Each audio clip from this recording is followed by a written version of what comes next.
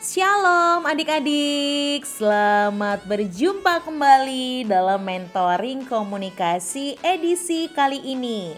Wah, Miss Magda bersyukur banget loh bisa menyapa adik-adik semuanya dalam keadaan sehat, sukacita, dan pastinya bersemangat.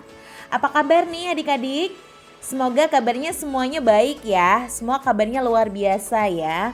Oke, setelah kemarin Miss Magda berbagi tentang ciri-ciri komunikator pasif dan aktif, hari ini Miss Magda bakal lanjutin bagian yang kedua ya, tentang komunikator pasif versus komunikator aktif.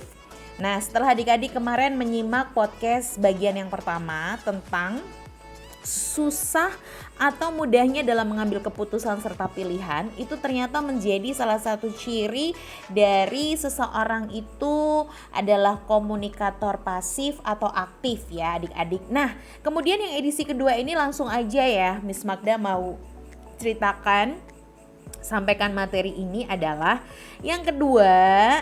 Biasanya kalau komunikator yang pasif, dia suka banget meminta maaf sampai-sampai meminta maafnya itu berlebihan. Gak nyaman ya kalau ada teman yang dikit-dikit minta maaf, dikit-dikit sorry, dikit-dikit aduh mohon maaf ya, aduh sorry banget, oh dikit-dikit sorry, kita juga bakal gak nyaman ya. Nah, ngomong-ngomong nih adik-adik, kata maaf atau kata sorry itu sendiri sebetulnya ada waktu atau momen yang tepat untuk mengungkapkannya. Pada saat apa? Satu, pada saat engkau akan melintas di sebuah deretan orang-orang yang sedang duduk atau berdiri dan kamu bisa katakan maaf, permisi gitu ya. Atau yang berikutnya yang kedua, ketika kamu sadar kamu sedang melakukan kesalahan, baik mungkin kesalahan ucap, kesalahan tindakan, kesalahan menuduh misalnya, atau salah ngambil minuman, salah ngambil kursi orang, salah menyebut nama orang misalnya. Nah, itu juga kamu harus minta maaf.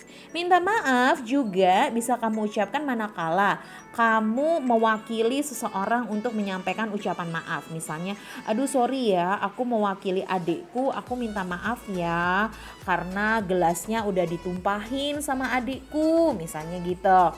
Atau maaf juga bisa kamu ucapkan manakala mungkin loh saat kamu memang tidak melakukan kesalahan, tetapi kamu pengen belajar rendah hati meminta maaf lebih dulu. Ya, itu juga bisa dilakukan. Jadi nggak dikit-dikit minta maaf ya. Jadi ada acara atau ada obrolan apa terus minta maaf, padahal bukan itu momen yang tepat untuk minta maaf. Jadi ini adalah salah satu ciri komunikator pasif ya, yang tadi suka meminta maaf yang berlebihan. Terus kalau komunikator yang aktif gimana? Yaitu yang mengetahui kapan momen yang tepat dan pas untuk meminta maaf. Oke ya.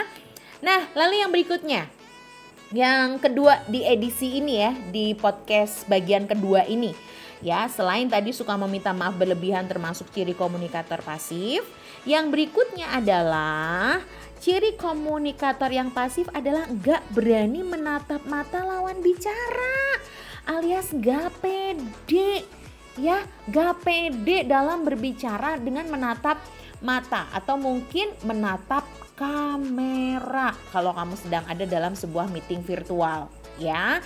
Jadi ini adalah salah satu ciri komunikator pasif. Tidak berani menatap mata lawan bicara atau tidak berani berbicara dengan menatap lingkaran atau lubang kamera. Nah, terus kalau komunikator yang aktif gimana? Ya sebaliknya adik-adik, berarti dia berani menatap lawan bicaranya, sekaligus kalau dia sedang ada di meeting virtual, dia bisa berkomunikasi dengan percaya diri dengan melihat lubang atau lingkaran kamera. Nah, itu salah satu ciri komunikator aktif. Nah, gimana adik-adik? Makin memahami ya, makin mengerti ya apa itu komunikasi atau komunikator yang aktif dan yang pasif. Oke. Nah, hari ini cukup sekian Miss Magda berbagi materi, cukup singkat memang ya. Dua hal, yang pertama tadi adalah menggunakan kata maaf tepat tepat pada waktunya atau tepat pada momennya. Lalu yang kedua, berani menatap mata lawan bicara kita plus berani berbicara melihat lingkaran atau lubang kamera. Jika engkau ingin menjadi komunikator yang aktif.